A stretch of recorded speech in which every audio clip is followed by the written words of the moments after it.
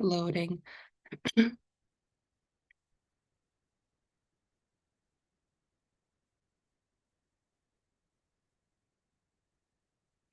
excellent.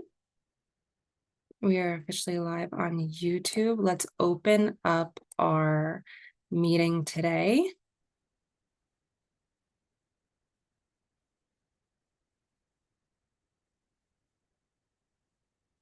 Hello, everyone. We're just going to give you a minute to kind of shuffle into the room here.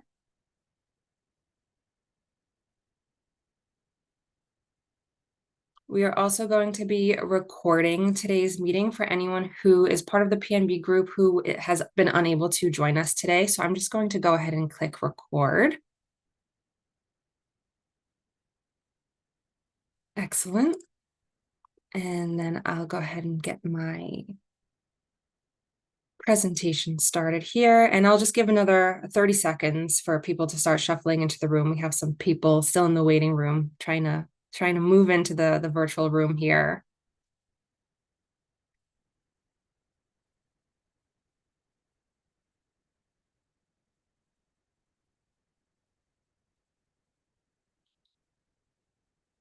Okay, we are about ready to get started. So hello, everyone. Welcome to the Portfolio and Network Building Group, or the PNB Group.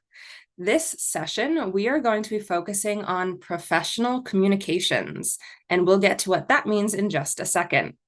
I wanted to give some space today to my colleagues that are on the Zoom call with us.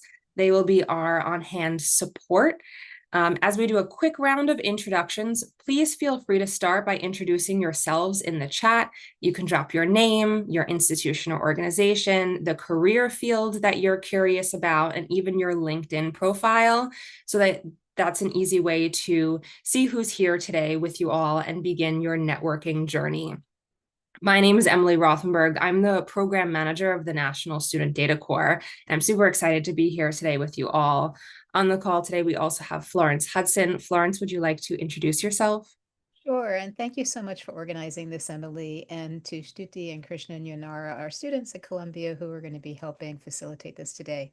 My name is Florence Hudson, and I'm Executive Director of the Northeast Big Data Innovation Hub in the Data Science Institute at Columbia University in the city of New York. And I'm the founder of the National Student Data Corps, and we're always so excited when all of you join us. So thank you for coming. Invite your friends, tell them about the next one. Our goal is to provide intellectual merit and broader impact in the whole data science area, and that includes understanding how to develop your career. So that's why this is such a great opportunity for all of you and really all of us.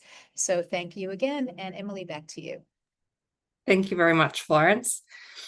We also have 3 of our Northeast Big Data Innovation Hub student assistants on the call today who will be leading us through the event. Let's hear from them. Stuti, would you care to introduce yourself? Thank you, Emily. Hi, everyone. I'm Stuti, and I am a current Master's in Data Science student at Columbia University. And it's really nice to meet all of you and take you through the session today. Hope you enjoy. Thank you, Stuti. And Krishan? Hi, everyone. My name is Krishan Jagani, and I'm pursuing my master's in data science here at Columbia University. And I'm excited about today's session and looking forward. Wonderful. Thank you. And Yunara? Thank you, Emily. I'm Yonara Anastasio, and I'm a senior studying computer science and public health, and I'm very excited to be here. Excellent. Thank you very much. So to get us started today, I want to briefly share with you all our code of conduct. Our goal, of course, is to provide you with a safe space to explore new academic interests and network with other students. We do not allow harassment, hateful language, or threats of any kind at the Northeast Big Data Innovation Hub events.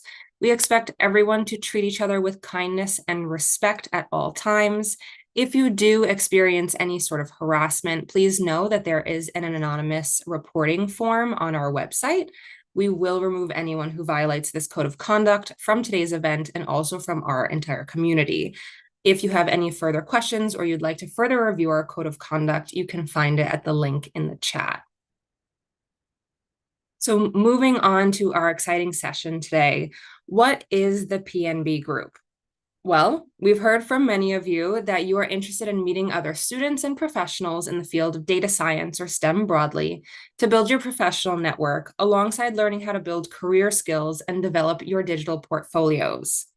The PNB group will support you in these areas and hopefully make you feel ready to tackle the job market, whether you're looking for full-time jobs, internships, or maybe you're just exploring.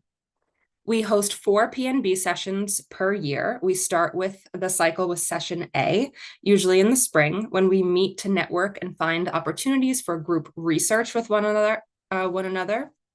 Then session B meetings, when we talk about the job interview process and we review resumes together. Our session C meetings, like today, are for developing our professional communications. Today, we'll chat about best practices for writing a stellar cover letter and also professional emails. And finally, we finish up with session D meetings, where we put all of those materials into a digital portfolio. You do not have to attend all of the sessions, just the ones that you think will be most helpful to you. And once the cycle is over, we'll start all over again. You can join as many cycles as you like, and if you miss one, you can access the materials online. And I will drop that link for you in the chat. In between sessions, we stay in touch via a LinkedIn group. You can use this space to continue to develop relationships with your peers and ask questions about data science careers. We also keep that channel active by posting jobs, internships, or data science news that are relevant to the group. The LinkedIn group is a really helpful space, and we encourage you all to participate there and join if you haven't done so already. Additionally, if you aren't able to attend a live PNB session, or if you would like to host one of these sessions on your own, you can always use a PNB toolkit. These are workshop development packets that we've created and posted on the PNB webpage.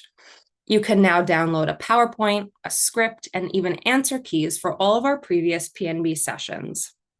You can host a PNB session on your own to grow your leadership skills and your professional network on your own time. So now, getting us into the bulk of today's meeting, I would like to pass the virtual microphone over to Stuti as she walks you through today's agenda and kicks off today's event with professional communication information. Stuti? Thank you. So today we'll begin with a review of what professional communication is. Then we'll head into breakout rooms. You'll get an example of a bad professional communication, and we'll ask you and your teammates to identify what would make it a stronger communication. We'll come back together to discuss your insights, and then we'll move on to the second part of this session, where we'll talk about cover letters, which is also a type of professional communication. You'll get another worksheet with a fake cover letter, and you and your team can critique for improvements in a breakout room. Finally, we'll answer group questions and wrap up for the day. So first, we would like to start off with a small activity for our audience, and we would like to hear from you. So the question is, when you hear the phrase professional communication, what's the first thing that comes to your mind? And you can scan the QR code on the slide, or you can also type in slido.com and then enter the code given here to put in your answers, and then we'll see everyone's answers in just a few moments. We'll give everyone about a minute to respond. I'll leave this slide up for another few seconds for you all to grab the QR code.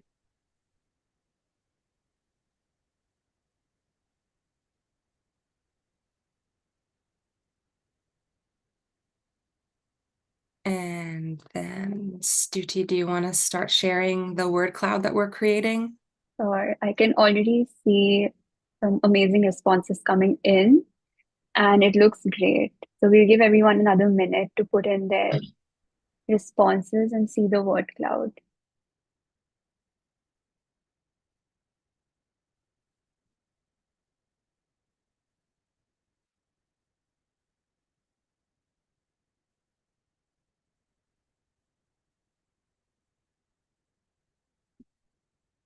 I can see a lot of respectful coming in, so that's great to see. And clear and concise, which is also super important when you're communicating with someone. So yes. Okay. Excellent. I think that we're going to be touching upon a lot of what you all are picking up on already here in this word cloud today. This looks fantastic. Yep. Thank you all. The word cloud looks really good. And we'll head back to our session.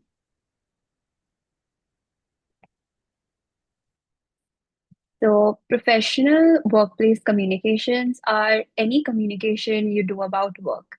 This can include project updates, feedback, emails, team meetings, written reports, and more. And it also includes non-verbal communications. So your facial expressions and body language, or if your Zoom camera is on or off. Sometimes actions speak louder than words. Communication is an essential component of your professional development. Even if you just want to work with data all day or spend your time coding, eventually you're going to have to tell someone what you're doing. You have to explain your work to prove your project's relevance and maybe even to show that you deserve more funding. Communication is a tool. So we wanted to conduct a quick poll to know your thoughts. And you'll see a poll pop up on Zoom. And the question is, how many of you feel more confident writing an email versus giving a presentation?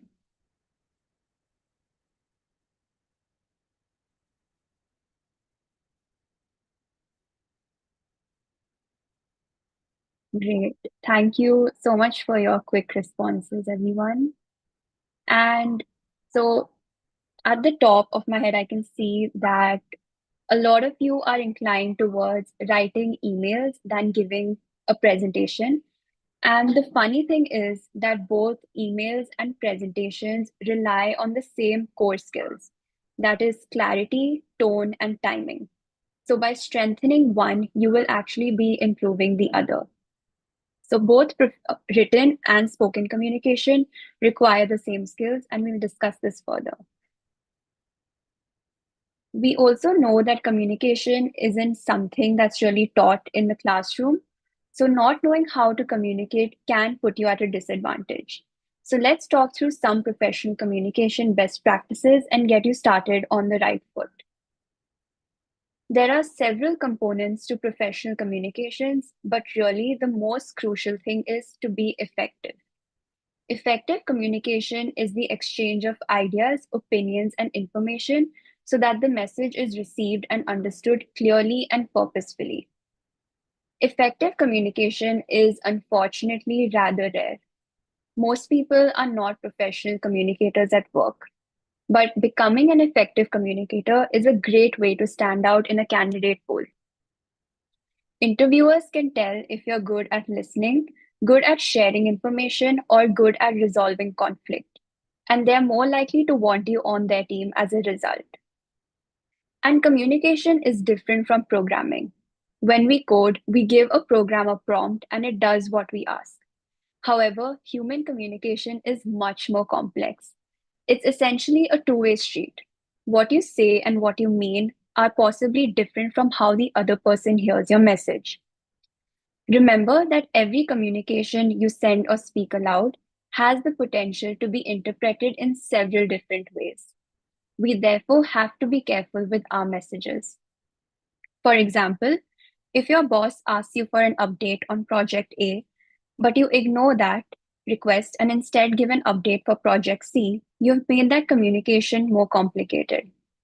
Another example, if you ask your colleague to help you out with a budget estimate and they forgot to set up a out of office email notification, you're now stuck waiting for a reply that won't come in for at least another week.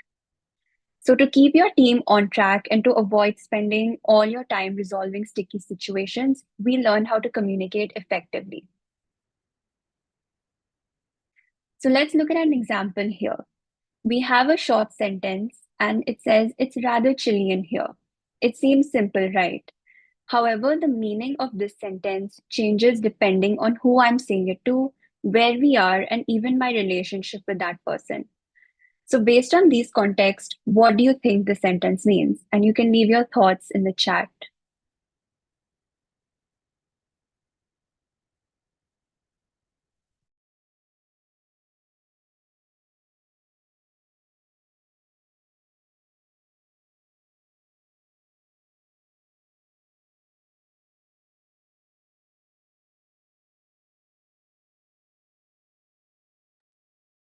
Trying to get some responses there.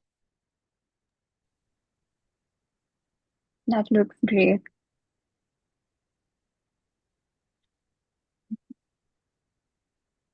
Okay. So yeah, as we can see, a lot of you have different interpretations of this sentence. And that is exactly the point. Hmm. So to to talk about this further, if I'm the boss and I'm saying this to an assistant, it might mean that I'm asking them to turn off the AC. If I'm saying this to my significant other at a party, I might be making an indirect request to them to borrow their jacket. And if I say it to a friend while we are on a trip in the Sahara Desert in July, it might mean that I'm probably joking and trying to make her laugh. So the point is, words can have multiple meanings. We can't just share information. We want to think about context, significance, how we say the words, and how the other person will interpret our meaning. And now we'll speak a little bit about keeping a growth mindset. I'll be honest, my first professional meeting during my first internship didn't go very well because I didn't understand the importance of effective communication. But over time, I learned from my colleagues and even my family, picked up on their professionalism, and refined my own communication as time went on. Effective communication is a skill that you learn, not a skill that you're born with. You'll develop a unique style over time, but you'll also get better at developing a diverse range of communication styles that let you adapt to new situations. Also, every company has their own culture. So every time you switch jobs or move to a new company, you'll need to recalibrate. Keep in mind that different industries and even different countries have different norms about professional communication.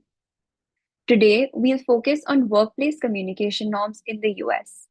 But thinking back to the exchanges we discussed in the previous slide, those dialogues would also feel very different if we were in a workplace in Japan or Brazil. And this is called cross-cultural communication. Here, nonverbal communication becomes really important when you're speaking to someone from a different culture. But just remember to be kind and understanding when you encounter a situation that feels confusing.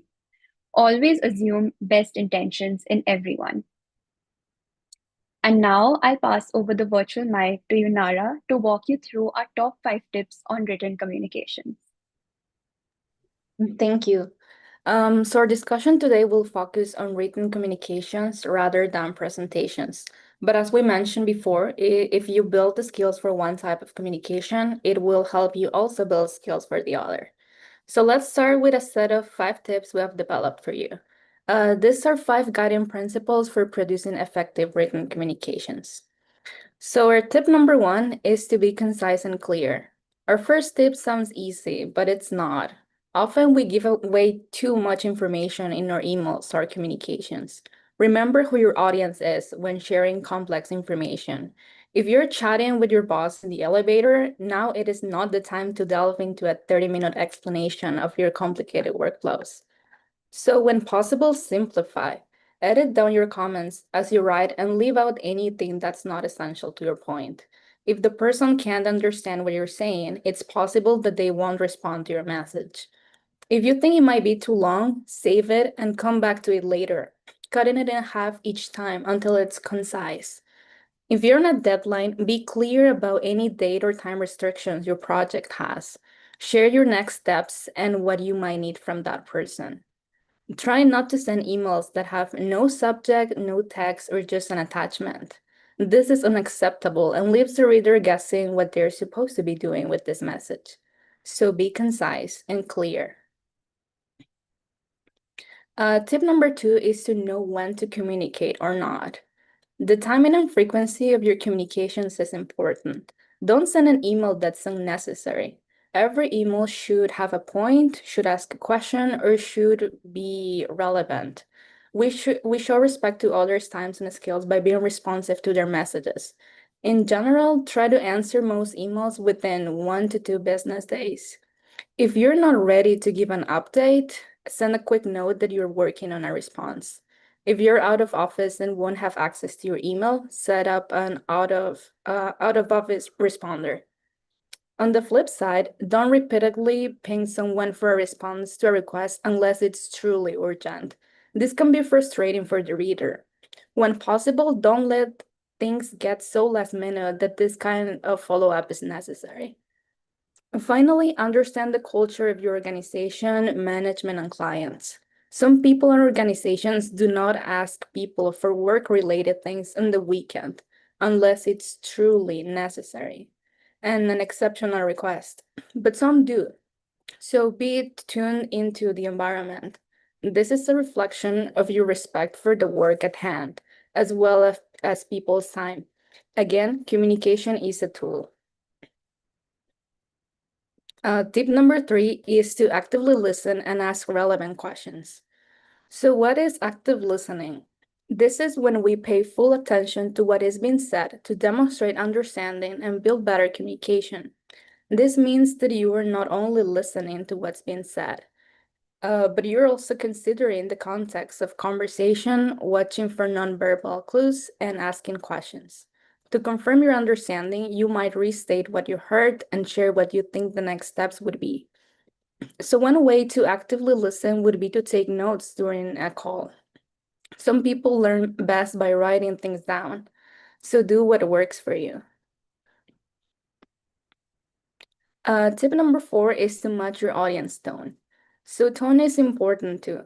If you're asking someone for a favor, it's best to not use language which is overly demanding. If you're writing an apology or asking for an extension on a deadline, read your text out loud to make sure it comes off as sincere.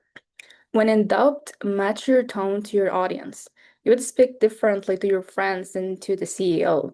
So think about the words you use and adjust as needed. So another way to look at this, it's always better to be overly polite and professional than overly familiar. So another note here is to try not to use catchphrases specific to the area in which you grew up or the industry you work in. This can be really confusing to your colleagues who are not native English speakers. It can also be confusing for coworkers who are unfamiliar with the terms most frequently used in your industry. We will leave some links to resources where you can find examples of those phrases in the slides here. And our final tip is to keep your messages professional and work appropriate. Get to know your company's code of conduct and follow it. For example, Columbia University says respect for others is expected in peer-to-peer relationships. Even if my colleagues disagree with my thoughts on a project, they wouldn't send a rude email. It would be bad for a relationship and it would be against institutional policy. Instead, we would talk about it together in a way that is respectful and solution-oriented. Similarly, I wouldn't communicate at work in a way that is disrespectful, unethical, or inappropriate. If I do get one of these messages, I would share them with my supervisor. In this way, I protect myself against more bullying behavior and alert my coworkers to a potentially serious problem. More links on all those topics are shared here. We'll give you a copy of the PowerPoint later. So now I have a question for you. What's one communication skill you would like to improve? Please use Slido on the screen to share a communication skill you'd like to improve. It could be active listening, written communications, delivering engaging presentations, or cross-cultural communication. So please share your thoughts. We'll give you 1 minute and then we'll jump into our first breakout session. Excellent. Thank you, Yanara, and thank you, Suti, both for your presentations. So again, I'll leave this slide up just for another few seconds so you can grab that QR code.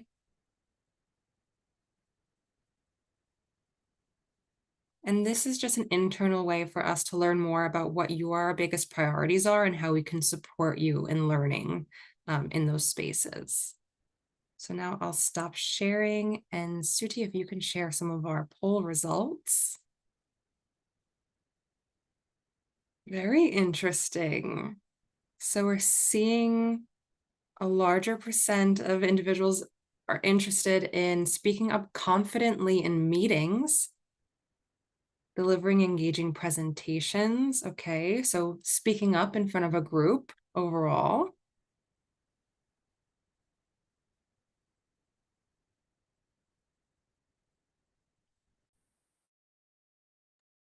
Very interesting. This is excellent. So thank you for participating in this poll. This is really helpful for our team to know because we are always trying to listen to you all, number one, and create resources that are most helpful for your needs and wants as you move forward in your academic and professional journeys.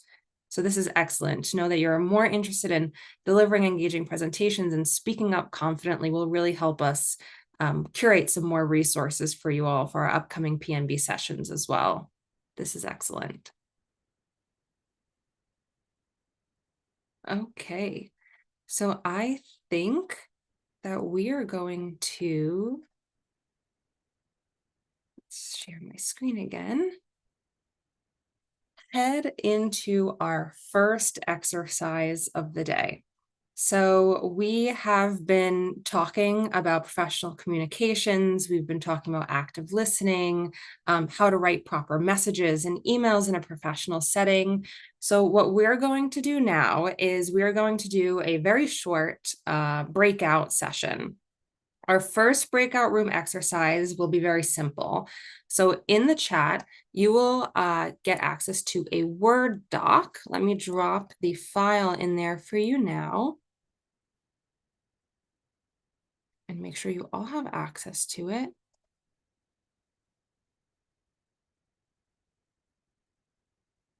Okay. So you should all be able to access that file. So feel free to take a moment, click on that file and try to open it on your computers. You will find that Word doc. Within the document, you will find worksheet instructions. The instructions will explain how you will be reviewing a sample email. We've created it. It's not a real email that we've received from any individual, but you'll see a sample email. And what you'll do is you will work with a small team in your breakout room to read through the exercise, read through the email, and come up with a few recommendations as to how to improve that communication to make it more effective. Afterwards, we'll only give you about 5 minutes.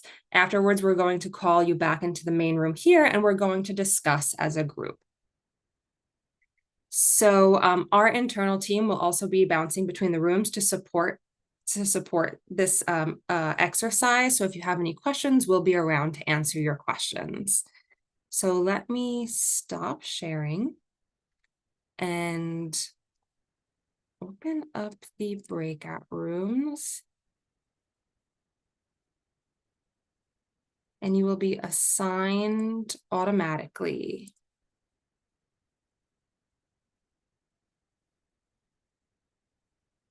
Okay, here we go. Can you all see that?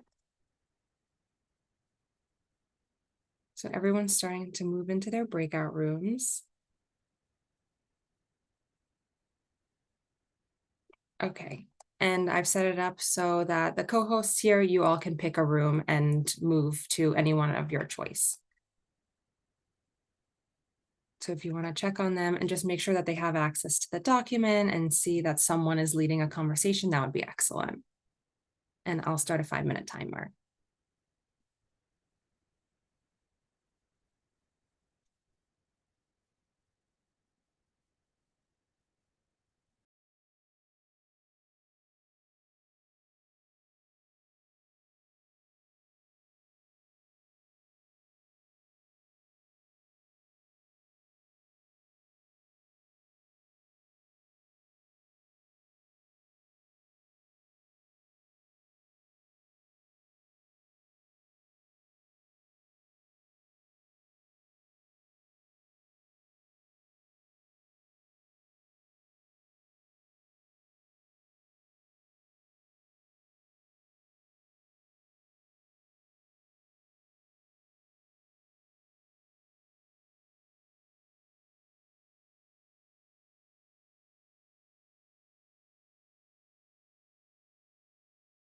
I just dropped it into the chat for you again.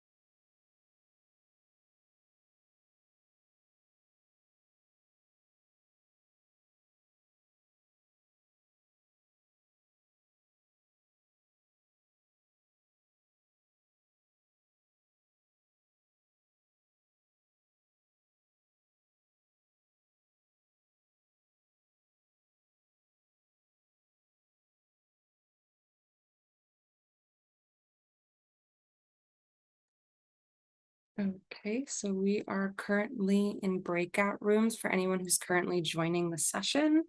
So you can just hang on in this room for another 3 minutes, and then everyone will be called back into this room.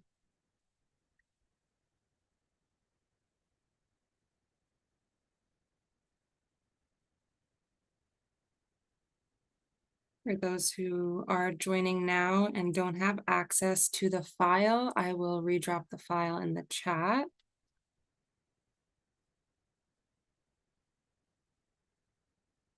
And we're going to be fixing up a sample email together to improve its professional communication.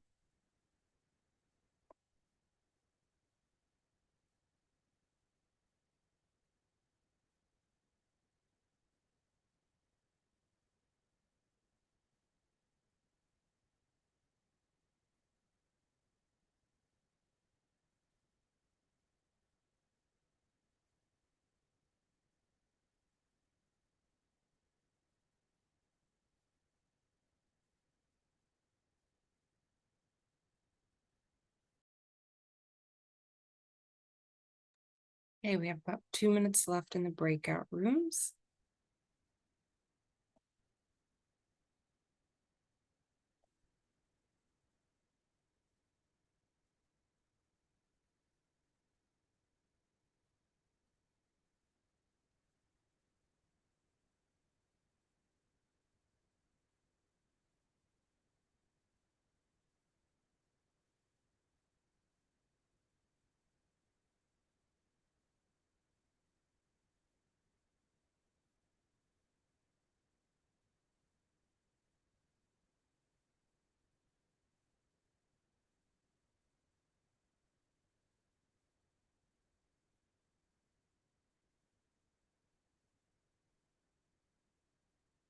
Okay, about a minute left in the breakout rooms.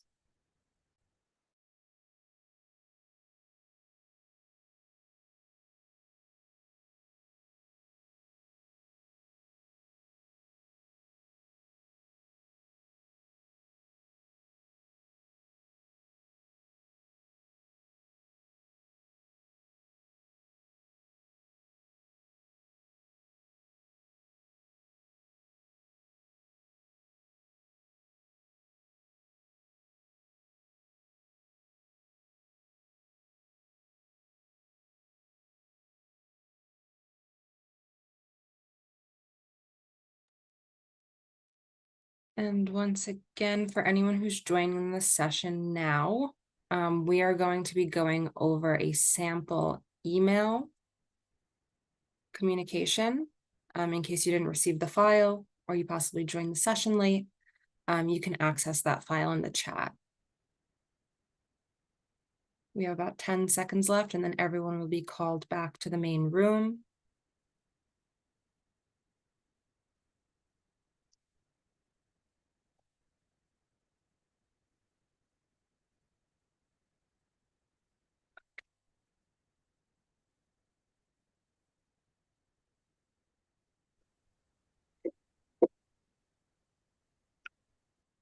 Okay, we're coming back. Everyone's shuffling back into the main room here.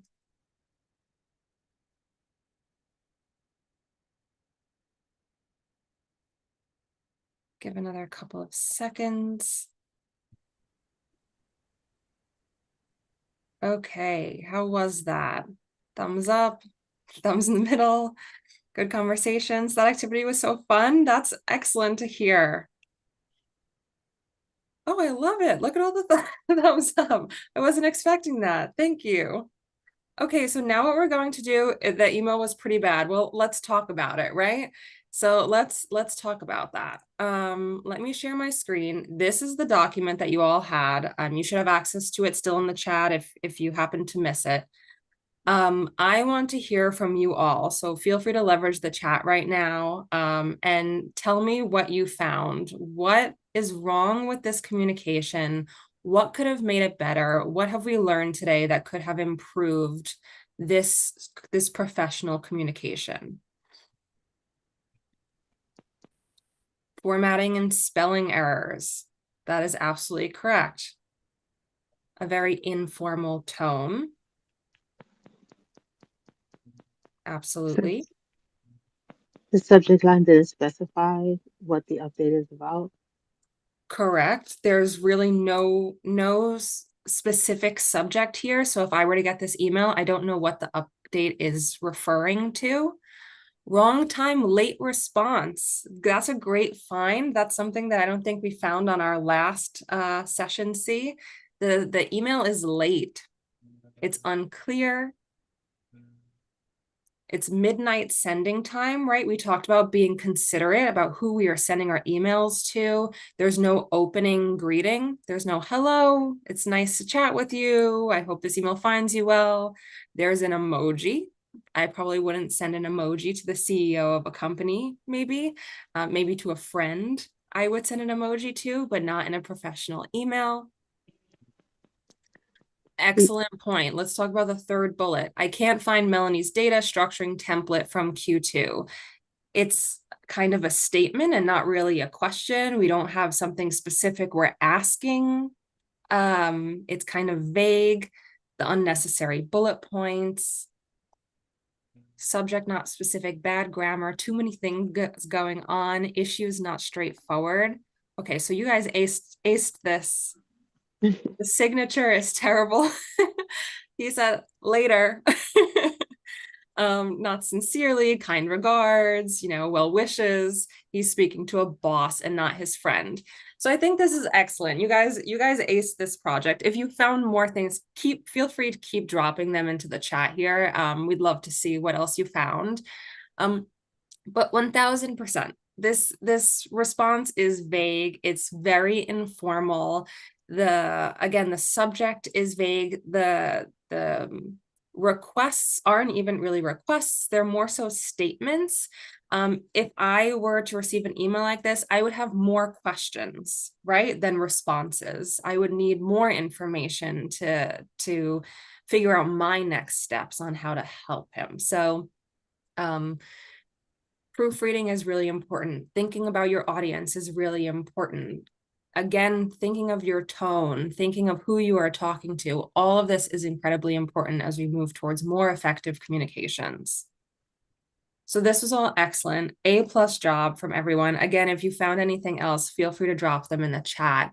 What I want to do is move into the rest of our slideshow. So what we're going to be doing now is talking a little bit about cover letters. I'm going to pass the virtual mic over to Christian to walk us through some information about cover letters, and then hang tight because we'll have another 5-minute short activity where you'll do the exact same thing, but on a cover letter instead of an email. So that'll be another fun activity for you. Christian, do you want to kick us off there? Sure. Thank you, Emily. Next up, we'll be focusing on cover letters. So a cover letter is a written statement outlining your interest in a specific job. This is different from a resume because it's written in paragraph form, where more like an email or a formal letter than a bulleted list of your skills. A cover letter is also different from a resume because we use this document to showcase your relevant experiences from most relevant to least relevant. A cover letter is not chronological like a resume. It is based on the subject matter. Not all job applicants ask for a cover letter, so you need to read the application instructions carefully. In order to write a cover letter, you have to read the job description very carefully. You want to make sure that you understand what skills and experiences are expected of applicants. Do some basic research on the company. Take your full resume and skinny it down to maybe 3 to 4 bullet points that are most relevant to this job. Rank those experiences from most relevant to least relevant for this job. You can also pull the keywords from the job posting and use that as your outline for the cover letter. You can then expand that structure into full paragraphs. To help you write the introduction and conclusion, take a moment to reflect on why you're interested in this job. What about the job sounds interesting to you? What do you think you can do exceptionally well in this position? Jot down one or two sentences or ideas and use that for the intro and conclusion. In general, your intro and conclusion should address how your experiences can help the organization and not just how the job will help you personally. Now that we have the content, let's talk for a minute about the best format for your cover letter. The outline is pretty simple. Your cover letter should be just 1 page long. We first start with the header at the top, where you address the letter to the hiring manager and the company. You also include the date and the address. This is followed by the salutation, where we greet the reader. Then we have the introduction. In the introduction, we explain that we are applying to job XYZ. You believe that your experience and education make you a good candidate, and you're excited at the idea of working with the company. Followed by the body. In this, again, you organize this by topic, so you share your most relevant skills and experience first. You may have space to clearly describe 3 to 4 skills and experiences here. And finally, you end with a statement reiterating your interest in the job. This comes under the conclusion, and you explain how your experiences can help them. And to conclude your cover letter with your name and contact information, we have the signature. And most importantly, you don't forget to edit. One final note, you can use ChatGPT to write a cover letter for you, but you have to keep in mind that you need to proofread the document before submitting. Without a personalized and individual touch, your letter might seem a bit robotic, and the hiring manager will be able to tell if you did not write your own application. Now, let's move on to our next breakout session. During this session, you'll use the document we are dropping in the chat now. The document contains a job description and a cover letter that you will review. You will then offer about 5 suggestions that would make the communication more effective. We'll give you about 5 minutes to complete the task and then call you back to the main room to discuss. Excellent. Thank you, Christian. So again, as you all can see in the chat, you now have access to a file called the cover letter exercise. So take a second, open that document up. And then we're going to head and do the same thing that we just did. So I'll put you back into breakout rooms. I might give you an extra minute or two for this session. It's a little bit longer of a read, still very short and simple. And you will go through a job description and then a cover letter that was submitted for that job description. If you can come up with about 5 suggestions on how to improve it, that would be excellent. So let me open up the breakout rooms.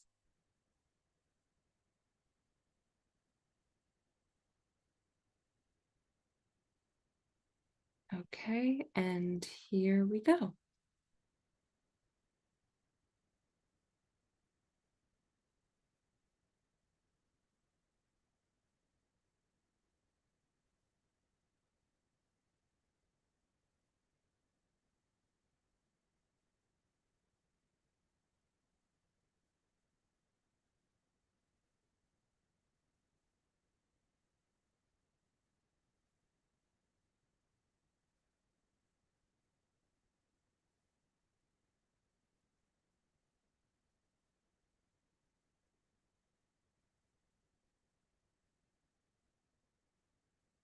All right, so for those who are joining late, we're just going into breakout rooms now. If you have any questions or if you prefer to stay in this room, you absolutely can. I'm going to start my 5-minute timer.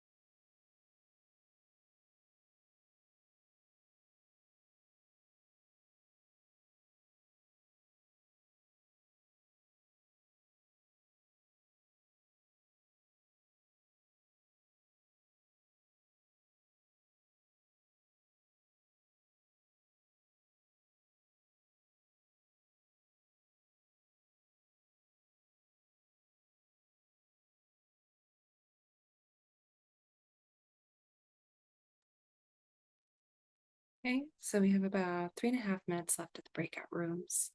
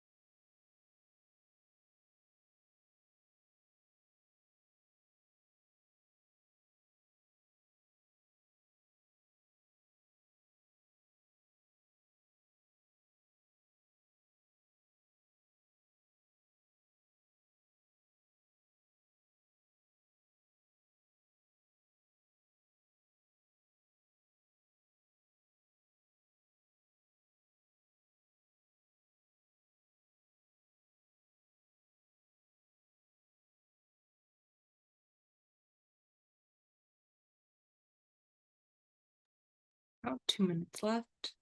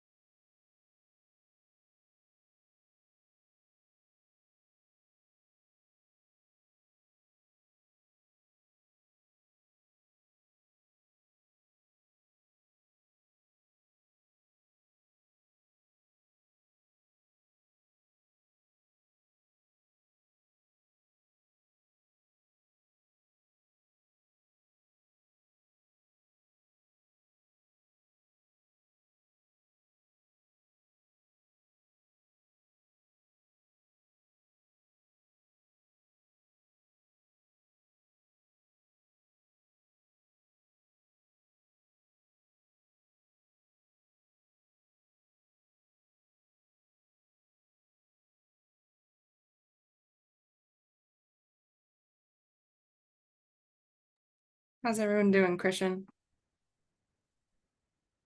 Yeah, they're doing good. A couple of participants were asking me for the link to the cover letter. The cover letter template? Yes. Okay. All right, let's bring everyone back and talk about it.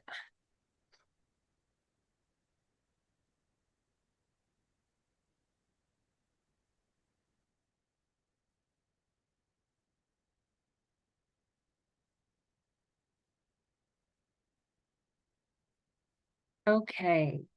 So as everyone's shuffling back into the main room here, we were receiving a lot of questions about cover letter templates. So I dropped a link to an Indeed page in the chat that shows you cover letters dependent on which industry you're interested in working with in. So it's really interesting resource. So you can definitely leverage that. And now I want to come together and talk about Miss Ada Lovelace here. Let me share my screen. What did we find? You can leverage the chat. You can raise your hand.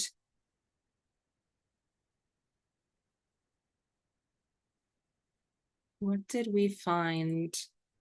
Either matched or didn't match in Ada's cover letter compared to the hiring. Well, Mhm. we see that there are many like body paragraphs, which we talked about that is a the cover letter. Mhm. Absolutely. Kara? So it seemed like their cover letter was not really personalized, and they talked a lot about their experiences, but they didn't really go into what they really value about the company and how their values align with those of the company. So it was probably just a cover letter they sent out to a bunch of different organizations. Definitely. I think that that's a really good theme. And I'm seeing it now also start to pop up in the chat as well. I think people are kind of like upvoting your statement there. It's missing something. It's missing something personal. It's missing her why. It's missing her reason. Why this position? Why this place? What's the big driving force, for Ada? Why does she want to work here? Why would it be such a good match? I highlighted a couple of things that we could talk about here. At the top, you'll also want to include like the address, possibly, or email and contact information. She does not meet the minimum requirements that the job actually has. So that's something that you want to take into consideration.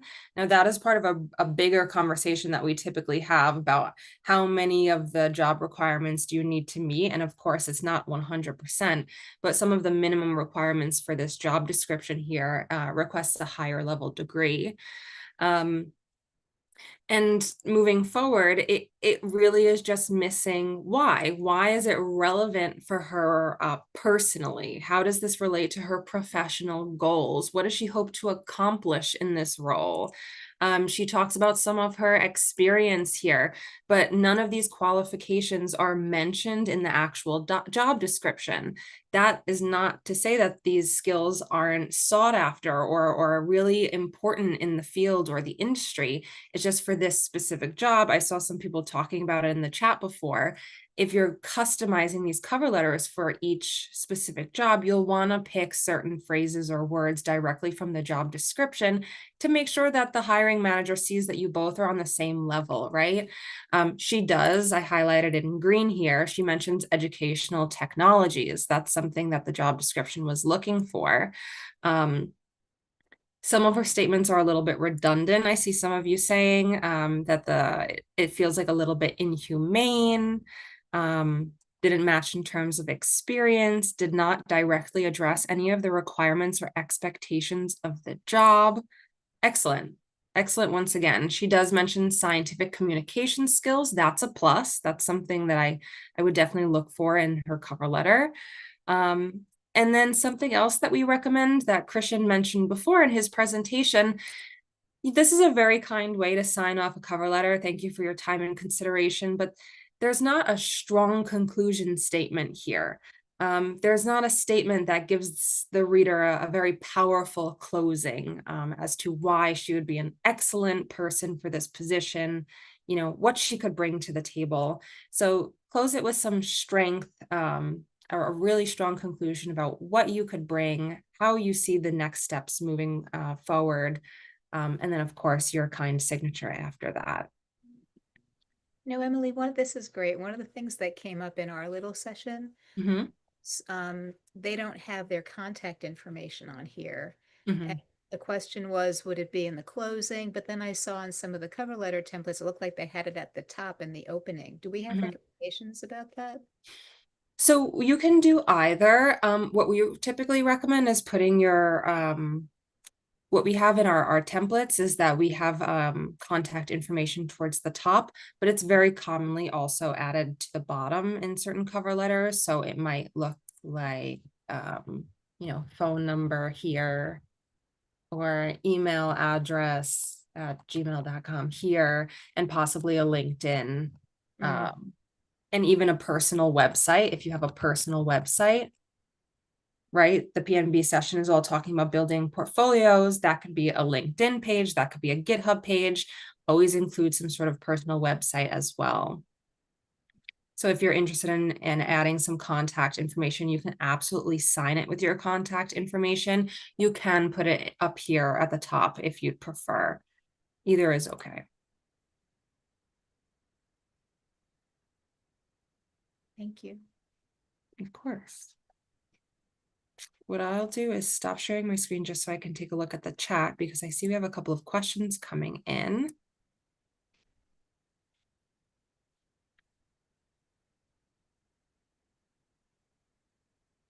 How do you not sound redundant when describing an experience from your resume? That's a really great question. And someone said, I think you can start with an outline of what you want to say and continue building your cover letter from there. That's excellent. So, yes, I agree. I think that what we recommended, and through Christian's presentation of the cover letter, is you can absolutely talk a bit more about what is on your resume, a bit more in depth in your cover letter. So what is your resume not saying that you would love a hiring manager to know? So for example, if you had a bullet point about a coding project that you worked on in your cover letter, maybe again look back at the job description itself. If they're looking for leadership skills or management skills, maybe you want to tie that coding project into your cover letter, but talk a little bit more about how you led that project in a group of 3 other people. And you said, through that experience, I gained leadership and management experience, teamwork, things like that. So you can take your bullet points from your resume and you have the opportunity to expand on them a bit more in your actual cover letter.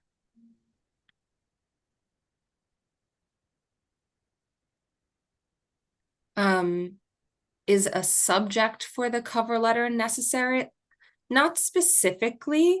What I will say is, and this is kind of an odd tip, but make sure that when you're saving your cover letter and your resume, you are titling that saved file something appropriate and not file 1234XYZ.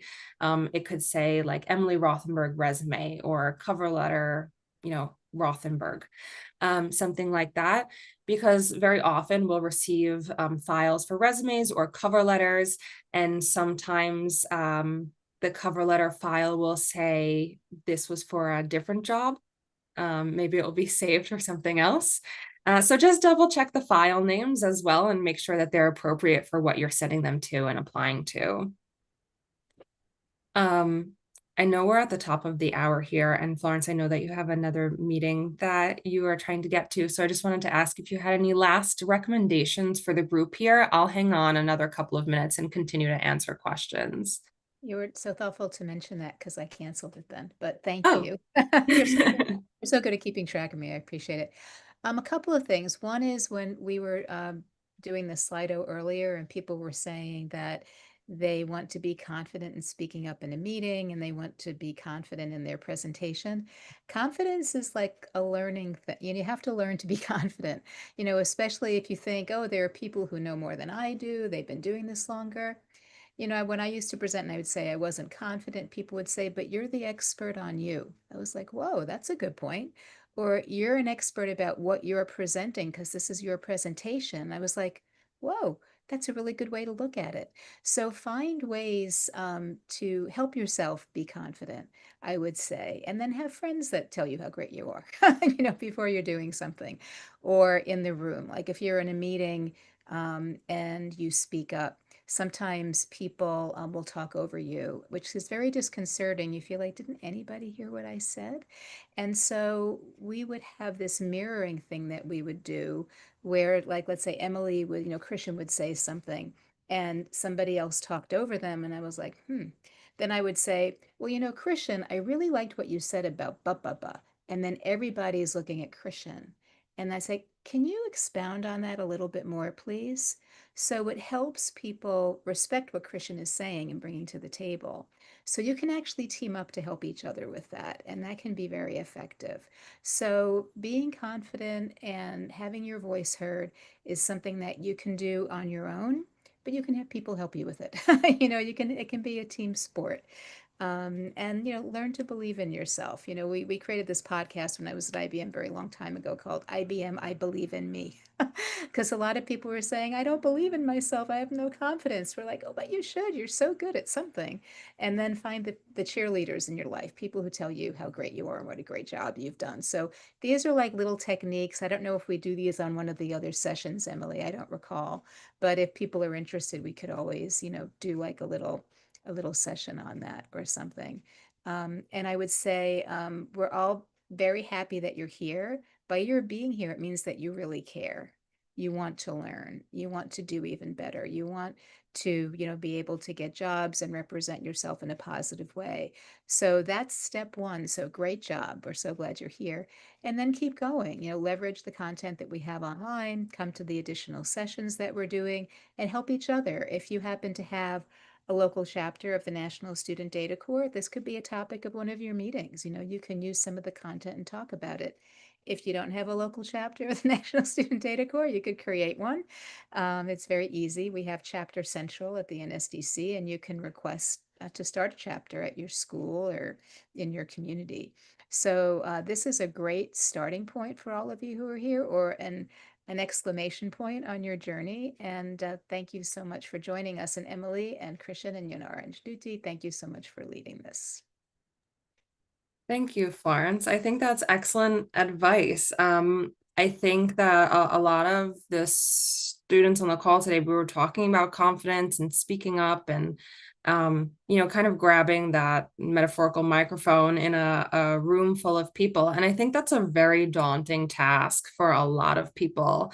And I think, Florence, you're 100% right. I do think that maybe we should have another mini session on confidence or like public speaking specifically. I was always terrified of public speaking. And I think that the only way to really get through it is to continue to practice those skills, even if it makes you a little bit nervous at the beginning. That nervousness really does start to go away the more that you do it. And it's funny, many of you, it's possible, I know some of our semesters just started. I know sometimes you have to take a public speaking course at your college as some sort of an elective. Talking to your professors ahead of time, ahead of a presentation, and just letting them know, that's something that I used to do. Hey, just so you know, I get nervous when I speak in front of a large group of people. Everyone is always so kind about it. And more often than not, the professor will say, me too. And you're like, what do you mean? You speak in front of, hundreds of people in lectures every single day. And they'll say, yeah, and I do it nervous, and I still do it. The more that Florence and I have been in this job and met all of these really amazing people, the more I realize that that is something that makes everyone nervous. So you are not alone in that feeling. And I think that that's a conversation that we can keep having on our future calls. And with that, I see some of you are asking about how to stay connected with us. Let me pull this up here. Let's see. So you can stay connected with us in a few different ways. One of them would be to join our LinkedIn group, the PNB LinkedIn group. We're active in there, so feel free to join that. I will redrop the link for you guys in a moment. What I will do first is grab you all our newsletter link as well. Here we go. I'll drop that in the chat for you. You're able to sign up for our newsletter. It's free. It goes out once a month. that's the best way to keep up to date with new events, new PNB sessions. If we host like another info session on confidence and public speaking, you'll get notified through our newsletter. So keep up to date there.